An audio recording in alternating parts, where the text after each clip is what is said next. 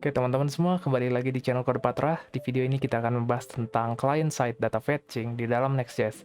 Langsung aja kita mulai videonya. Sejauh ini kita udah banyak membahas tentang pre-rendering, mulai dari static site generation, terus juga ada server side rendering. Nah, di sini kita bakal bahas bagaimana caranya melakukan client-side rendering atau client-side data fetching. Karena emang nggak selamanya kita akan menggunakan server side rendering atau static generation, karena memang kedua hal tersebut lebih cocok untuk sebuah website yang kontennya itu nggak banyak berubah, nggak banyak mengalami perubahan, datanya itu nggak banyak mengalami perubahan ya. Nah, kalau kita mempunyai website yang datanya itu seringkali berubah, sangat dynamic, kayak misalnya contoh kita punya website yang berkaitan dengan harga saham atau stock market lah. Nah, di situ kan data harganya itu seringkali berubah-ubah ya, setiap detik, menit, intinya sering berubah lah. Nah, di sini kita bisa menggunakan client-side data fetching untuk memprovide data tersebut. Karena client-side data fetching ini sangat cocok untuk data-data yang dynamic sekali gitu. Contoh kedua adalah misalnya kita mempunyai sebuah website yang berkaitan dengan marketplace atau tempat orang untuk berbelanja ya, berbelanja apapun itu. Nah, misalnya di profile suatu user, seorang user, itu kan seringkali ada cart-nya ya. Nah, itu pasti datanya seringkali berubah tuh, cart-nya. Ketika kita bikin, misalnya mau menambahkan barang, mengurangi barang, menambah produk lain gitu yang mau kita beli. Nah, di situ kan banyak terjadi perubahan di dalam page-nya itu. Nah, di sini kita juga bisa menggunakan si client-side data fetching ini untuk mensupport functionality tersebut. Karena emang kalau kita pakai si server-side rendering juga atau static site generation itu kayak nggak berguna juga. Karena keduanya itu kan kita fokuskan untuk perbaikan SEO misalnya ya. Nah, padahal kan kalau kita punya sebuah website yang berkaitan dengan cart si user gitu, itu kan nggak dibaca sama search engine juga, nggak berkaitan dengan SEO juga. Jadi ya nggak perlu banget gitu kita render dengan server gitu. Nah, untuk membuat client-side data fetching ini, kita bisa menggunakan kode React seperti biasa. Kayak misalkan kita menggunakan use effect, terus menggunakan fetch untuk mengambil data, baik data dari suatu API ataupun database kita misalnya. Mungkin supaya lebih enak kita akan langsung coding aja ya, biar kalian kebayang. Nah, di sini kita bisa bikin sebuah file di dalam pages. Kita bikin file misalnya sales.js. Nah, di sini kita bisa bikin misalnya function sales page. Sales page. Di sini kita export dulu biar nggak lupa. Sales page. Nah, di sini nanti kita akan melihat atau mereturn list berisikan daftar sales yang udah dilakukan di dalam website kita atau daftar transaksi yang udah dilakukan di website kita lah gitu. Kita buat unorder list, terus nanti kita akan masukin datanya di sini ya. Nah, di sini kita bakal make use effect.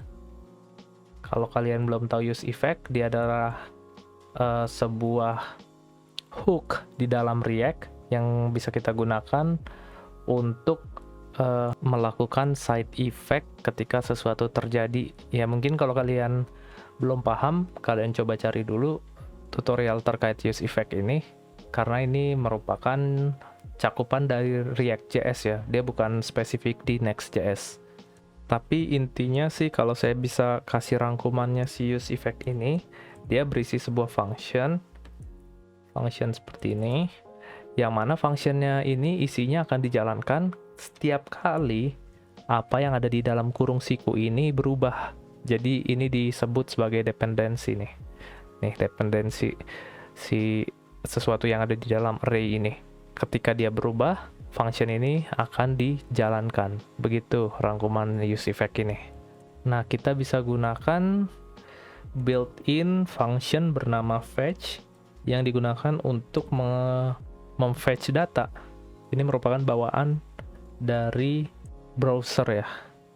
Apa yang mau kita fetch nantinya? Kita akan coba buat sebuah database dengan API-nya menggunakan yang namanya itu Firebase. Oke, jadi Firebase ini merupakan buatan Google ya. Nih, kita buka, coba kita lihat. Nah, ini bisa kita gunakan nih untuk membuat sebuah dummy backend buat aplikasi kita. Biasanya ini digunakan buat trial, tapi sebetulnya bisa juga buat sesuatu project yang besar juga bisa sebetulnya. Cuma seringkali kalau di dalam tutorial-tutorial itu dia digunakan sebagai trial. Oke, kalian bisa login dulu. Nah, ini saya udah login, terus go to console.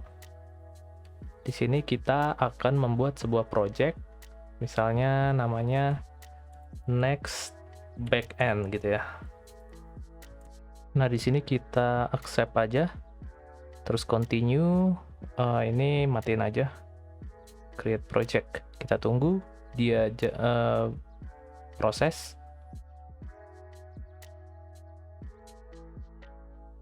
Oke.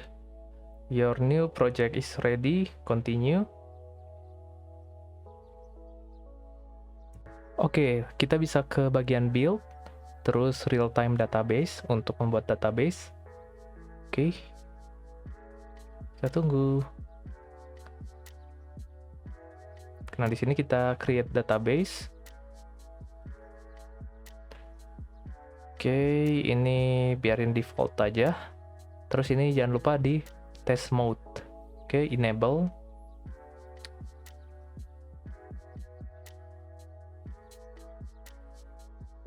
Oke, nah ini database kita sudah jadi. Tapi belum ada isinya ya.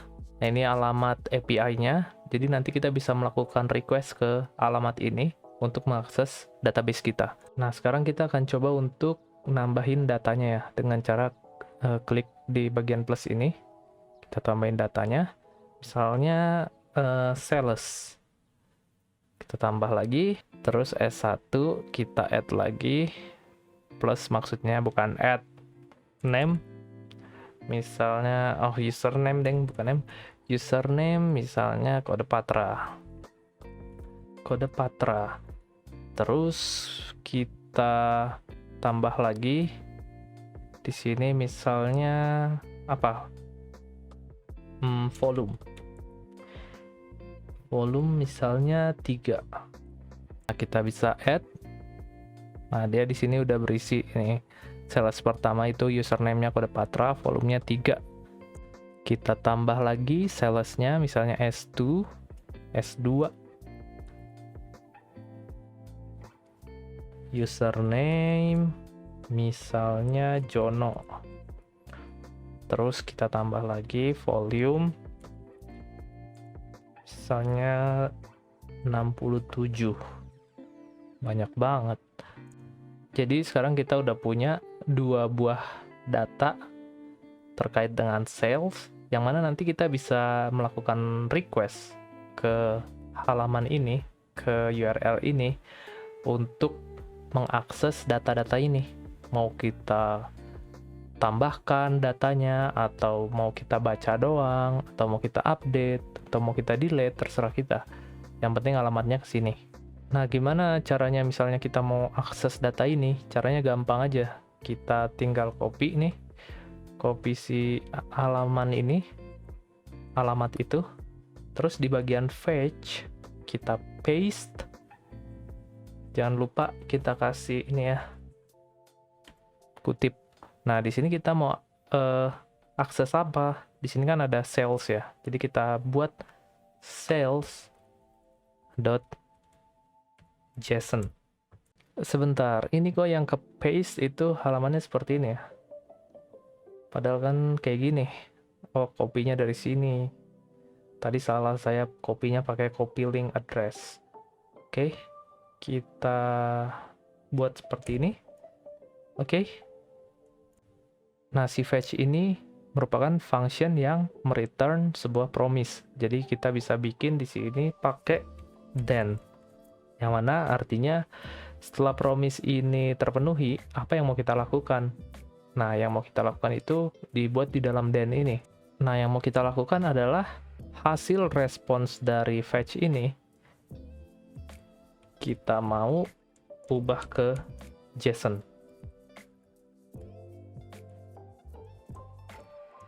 Jadi di sini kita maksudnya mengekstrak data dari si respons ini ya.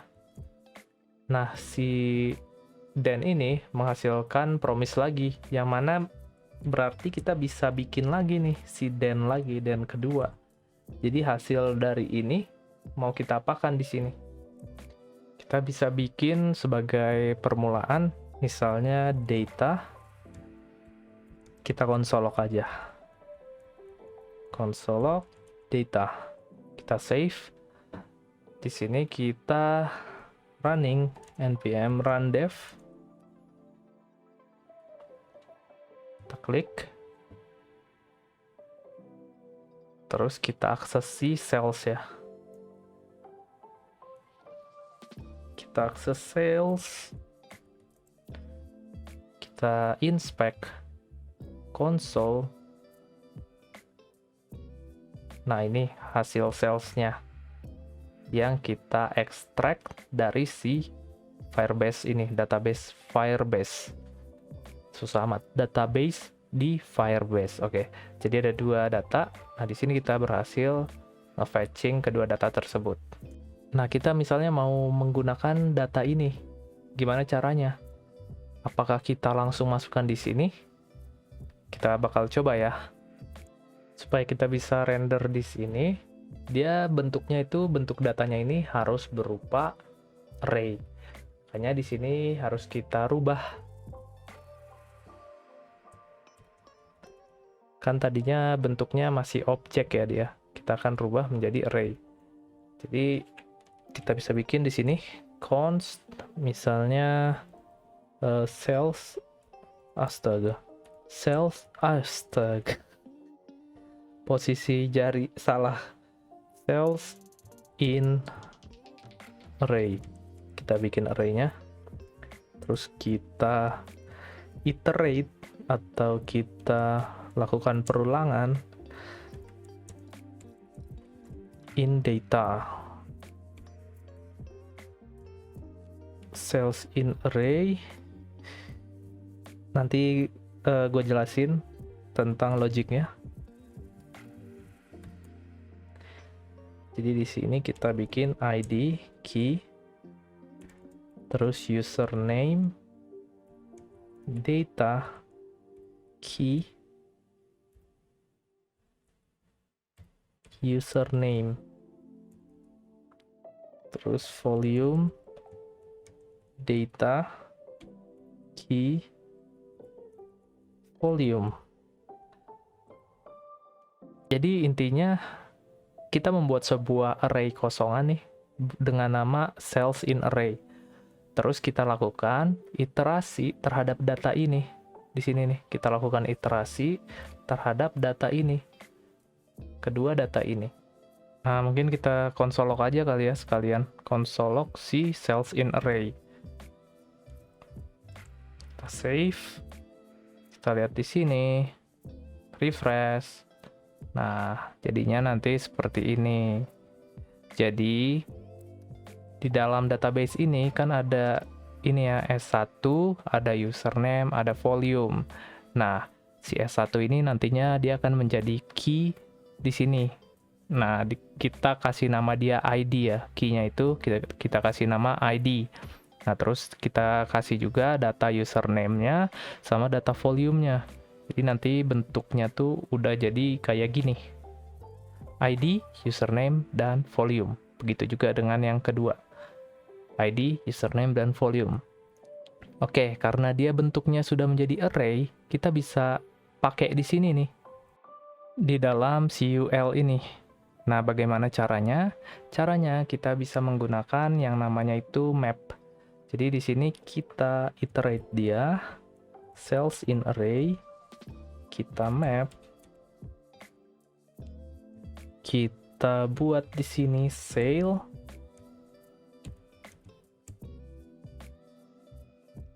Ini kenapa ngalangin sih?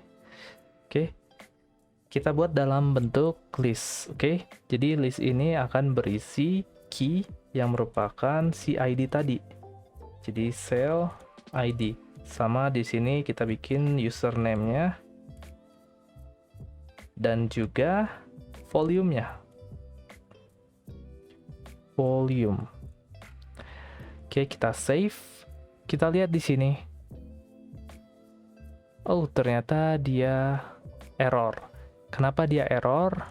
Karena ada suatu konsep yang kita lewatkan, yaitu kita harus mengekstrak si cells in array ini ke dalam sebuah state menggunakan useState. Jadi kalau kalian yang udah pernah belajar React pasti paham nih. Kita harus mengeluarkan dia dengan menggunakan useState. Oke, di sini si cells in array ini kita bikin di dalam set cells. Nah, jadi yang di iterate itu bukan si cells in array, melainkan si cells ini. Cells. Oke, kita save, kita lihat hasilnya. Oke, kenapa masih error? Cannot read properties of undefined. Bentar. Ini kan datanya berupa array ya. Berarti di sini kita harus bikin array juga. Kita save.